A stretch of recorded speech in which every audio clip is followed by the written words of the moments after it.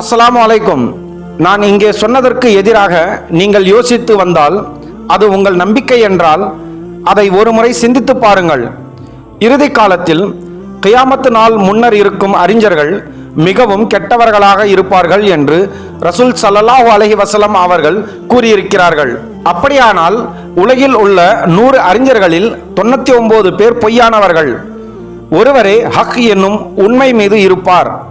அந்த சூழலில் அந்த ஒரே உண்மையுள்ள அறிஞர் மற்ற 99 அறிஞர்களை பின்பற்றுபவர்களிடம், நீங்கள் செய்கிற விஷயம் தவறு, நீங்கள் உண்மையில் செய்ய வேண்டியது இதுதான் என்று கூறுகிறார். பிறகு அந்த பின்பற்றுபவர்கள் இப்படி பதிலளிக்கிறார்கள், இல்லை, எங்களின் நம்பிக்கை முற்றிலும் சரியானது, அதை பற்றி கேள்வி கேட்கவும் ஆராயவும் எங்களுக்கு தேவையில்லை, எங்களின் உஸ்தாதுகள் முழுமையானவர்கள், அதில் எங்களுக்கு எந்த சந்தேகமும் இல்லை. இப்படி அவர்கள் பதிலளித்தால் அவர்கள் உண்மையை நோக்கி எப்படி திரும்ப முடியும்? அவர்கள் ஒருபோதும் உண்மையை நோக்கி வரமாட்டார்கள். ஏனென்றால் அவர்கள் தாங்களே ஆராய தயாராக இல்லை. அதுதான் காரணம். இப்படிப்பட்ட சமூகத்தின் மீது கியாமத் வருகிறது. ஏனென்றால் அவர்கள் உண்மையை தேட விரும்பவில்லை. அவர்களின் ஒரே நம்பிக்கை முந்தைய காலத்தில் வந்த மத அறிஞர்கள், மௌலானாக்கள் மீதே. அந்த மௌலானாக்கள் எதை சொன்னாலும் அதுவே அவர்களுக்கு இறுதியான உண்மை. பின்னர் அத்தகைய சூழ்நிலையில் வழிகாட்டுதலை வழங்க வேறு வழியில்லை. இப்படிப்பட்ட சூழ்நிலையில் உண்மையில் இருக்கும் அந்த ஒரு அறிஞரால் எதையும் செய்ய முடியாது. இப்படிப்பட்ட காலத்திற்கே உதவியாக இமாம் மெஹதி அலைஹி வஸல்லம் அவர்கள் வருகிறார்கள். அவர் வந்தவுடன் அவரது முதல் வேலை என்னவென்றால், நாங்கள் ஷரியத் அறிஞர்கள் என்று கூறும் அனைவரையும் நோக்கியிருக்கும். அவர்கள் உண்மையான அறிஞர்களாக இருந்தால் பரவாயில்லை, ஆனால் அது வெறும் வார்த்தை மட்டுமே, ஹக்கீகத் எனும் உண்மை அல்ல. அத்தகைய போலி அறிஞர்கள் நீக்கப்படுவார்கள், அவர்கள் எதிர்க்கப்படுவார்கள், அவர்களின் உண்மையான முகம் வெளிச்சத்துக்கு வரும். இதன் காரணமாக அந்த காலத்து அனைத்து அறிஞர்களும் இமாம் மெஹதிக்கு எதிராக திரும்புவார்கள். பின்னர் அவரை கொலை செய்ய முயற்சிப்பார்கள். ஆனால் அவர்களால் எதையும் சாதிக்க முடியாது.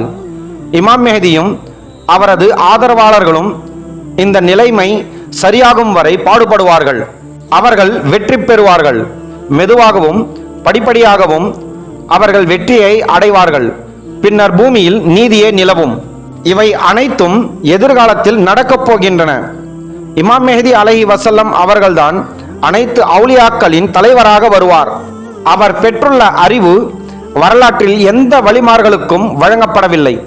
அதனால்தான் ரசூல் ஸல்லல்லாஹு அலைஹி வஸல்லம் அவர்கள் அவரை பற்றிய பல ஹதீஸ்களை குறிப்பிட்டுள்ளார். வேறு எந்த வழியையும் பற்றி ரசூல் ஸல்லல்லாஹு அலைஹி வஸல்லம் அவர்கள் இவ்வளவு ஹதீஸ்களை குறிப்பிட்டதில்லை. நாம் ஹதீஸ்களை தேடினாலும் நமக்கு கிடைக்காது. அவை மிகவும் அரிதாகவே காணப்படுகின்றன. ஆனால் இமாம் மெஹதி அலைஹி வஸல்லம் அவர்கள் விஷயத்தில் ஹதீஸ்கள் எண்ணற்றவை. ஏனென்றால் ரசூல் ஸல்லல்லாஹு அலைஹி வஸல்லம் அவர்கள் வந்த காலத்தில் சூழ்நிலை முழுவதும் ஒரு இருண்ட யுகமாக இருந்தது. அந்த முழுமையான இருளின் யுகத்தில் ரசூல் ஸல்லல்லாஹு அலைஹி வஸல்லம் அவர்கள் வழிகாட்டுதலின் விளக்கை ஏற்றி வைத்தார்கள். அதை போலவே இந்த நிகழ்காலத்தை ஒளிரச் செய்வதற்காக வருபவர்தான் இமாம் மெஹதி அலைஹி வஸல்லம் அவர்கள். அதனால்தான் அவர் வருகிறார். இத்தகைய மிக பெரிய பணி இமாம் மெஹதி அலைஹி வஸல்லம் அவர்களுக்கு உடையது. அவர் வருகிற காலத்தில் உலகம் முழுவதும் இருளில் மூழ்கியிருக்கும். இந்த இருள் எப்படிப்பட்டது தெரியுமா? அது உடல் சார்ந்த இருள் அல்ல. அது அகக்கண்ணின் குருட்டுத்தன்மையாக இருக்கும்.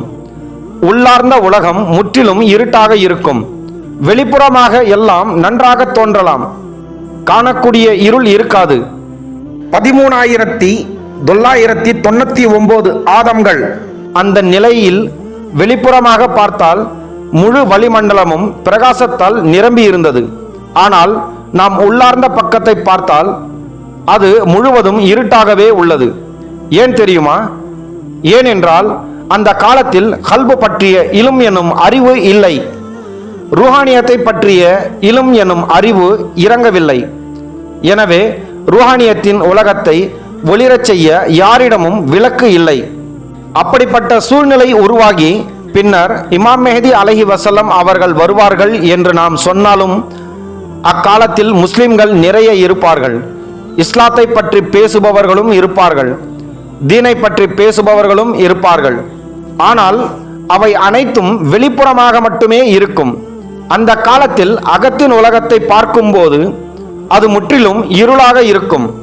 ஆகையால் சூழல் இருளாக மாறி ஆதம் அலைஹி வஸல்லம் அவர்களுக்கு முந்தைய காலம் போல மாறும்போது ரசூல் ஸல்லல்லாஹு அலைஹி வஸல்லம் அவர்களின் உம்மத் நிலைமை மீண்டும் ஏற்படுத்த வருபவர் இமாம் மெஹதி அலைஹி வஸல்லம் அவர்கள். எனவே நாம் புரிந்து கொள்ள வேண்டியது என்னவென்றால், நாம் மெஹதியின் காலத்தை நோக்கி நகர்ந்து கொண்டிருக்கிறோம் என்பதுதான். நாம் இமாம் மெஹதி அலைஹி வஸல்லம் அவர்களின் காலத்தை நோக்கி செல்கிறோம். எனவே இமாம் மெஹதி அலைஹி வஸல்லம் அவர்கள் வரும் வரை நம் பயணம் இருட்டாகவே இருக்கும். இந்த இருள் குறையாது. உலமாக்களின் சில போதனைகள் காரணமாக நாம் ஒளியின் காலத்தில் இருக்கிறோம், கியாமத்து விரைவில் வராது என்று மக்கள் கூறுகிறார்கள். இது உண்மையான இல்ம் இல்லாததால் தான். ரசூல் ஸல்லல்லாஹு அலைஹி வஸல்லம் அவர்கள் விரும்பிய இல்மும் அல்லாஹ் விரும்பிய இல்மும் இந்த இல்ம் அல்ல. இந்த இல்முக்குள் மற்றொரு இல்மும் உள்ளது. அந்த இல்ம் மிகவும் முக்கியமானது. இந்த இல்ம் அந்த இல்மினால் மட்டுமே நிலைநிறுத்துகிறது. ஆனால் அந்த இல்ம் இல்லாமல் இந்த இல்ம் மட்டும் அல்லாவை அடைய முடியாது. இன்ஷா அல்லாஹ் இவைகளை பற்றித்தான் நாம் தொடர்ந்து பேசுவோம். நாம் இப்போது விவாதித்த தலைப்பு ஹன்னாஸை பற்றியது. எனவே ஹன்னாஸ் என்ற ஒரு ஷைத்தான் மார்பில் அமர்ந்திருக்கிறான். அந்த ஷைத்தான் வஸ்வசா உருவாக்குகிறான், கிசுகிசுக்கிறான். எனவே வஸ்வசா ஏற்படுத்துதல் என்று நாம் கூறும்போது ஒரு உதாரணம் தருகிறேன். மது அருந்துதல் அதற்கு ஒரு எடுத்துக்காட்டு. ஆனால் சாதாரண மக்களுக்கு வஸ்வசா குறைவாகவே உள்ளது. அவர்களின் வஸ்வசா பொதுவாக குடும்ப விஷயங்கள் அல்லது அண்டை வீட்டார் மற்றும் இது போன்ற விஷயங்களில் இருக்கும். ஆனால் ஒரு அறிஞருக்கான வஸ்வசா ஏற்படும் துறைகள் வேறுபட்டவை. அவை வழிபாடு, இல்ம் எனும் அறிவு போன்ற துறைகளில் ஏற்படும். ஒரு சாலிக் எனும் ஆன்மீக பயணி துறைகள் அந்த தரிகா என்னும் ஆன்மீக பாதை உட்பட்டவையாக இருக்கும். அதனால் வஸ்வசா நிகழும் துறைகள் அந்தந்த நிலையை பொறுத்து மாறிக்கொண்டே இருக்கின்றன. இல்லை, வஸ்வசா என்பது நீங்கள் ஆழமாக சிந்திக்க வேண்டிய ஒரு முக்கிய தலைப்பு. வஸ்வசா நல்லதா கெட்டதா?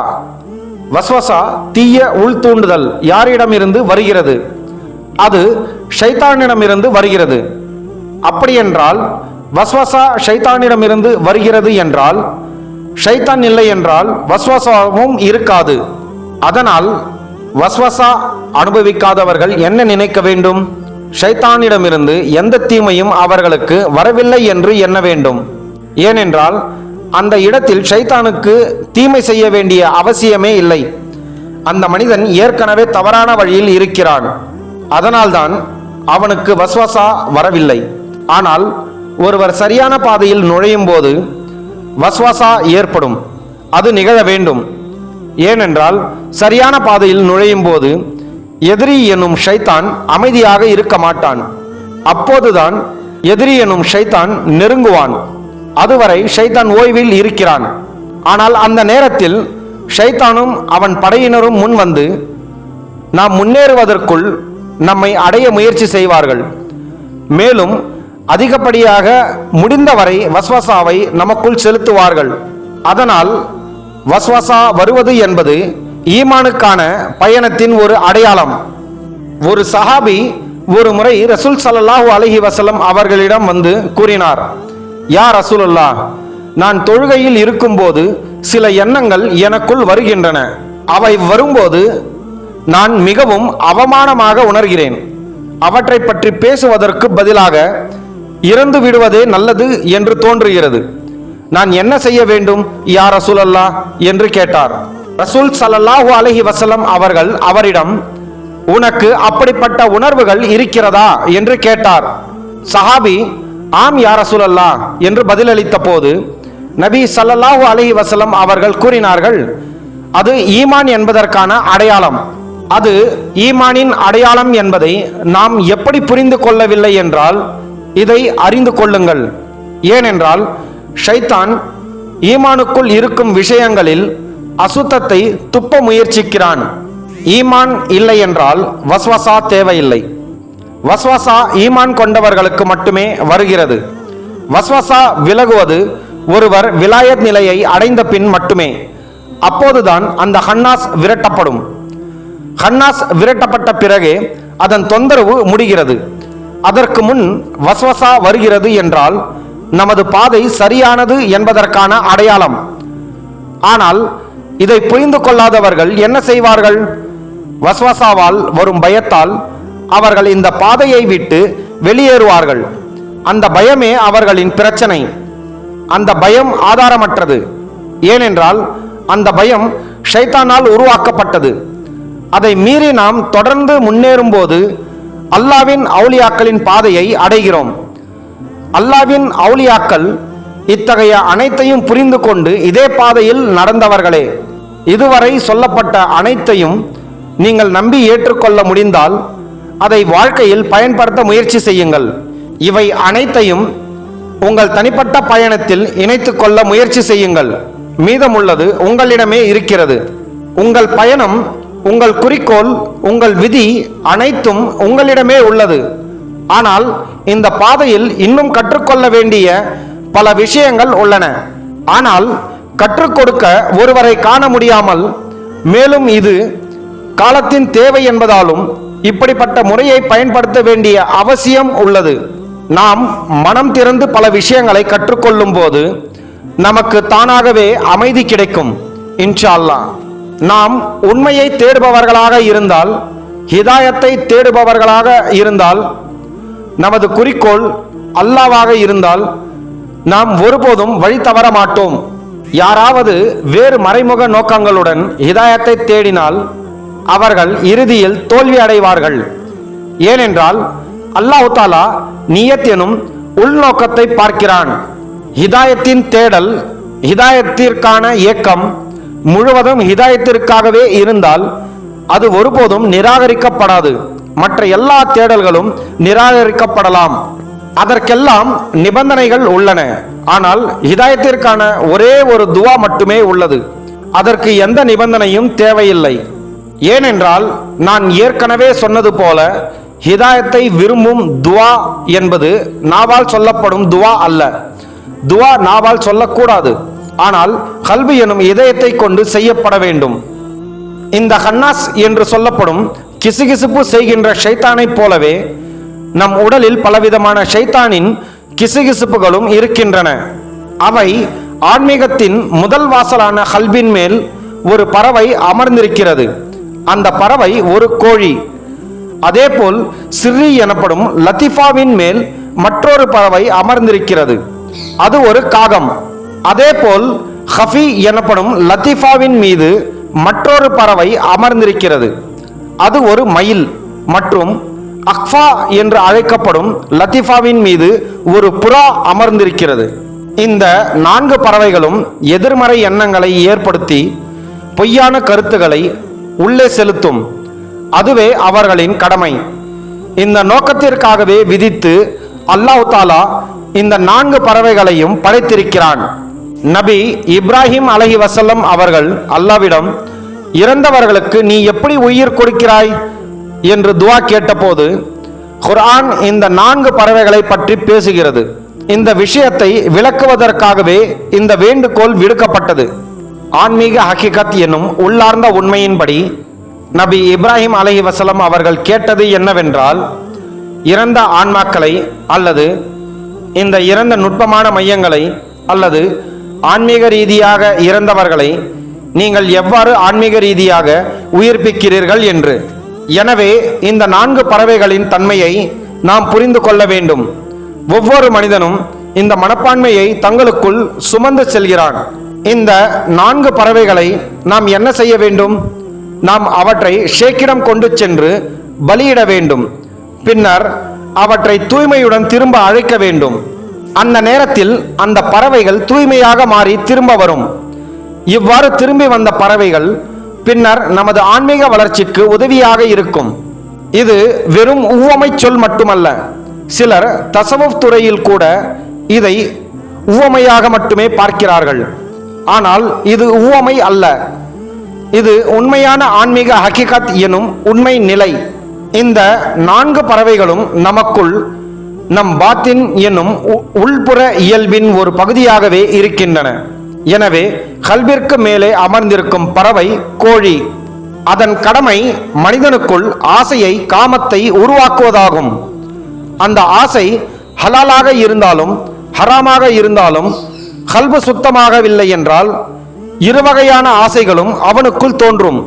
ஹலால் ஹராம் என்பதை வேறுபடுத்தி பார்க்க மாட்டான். அவன் தவறுகளை செய்து கொண்டே இருப்பான்.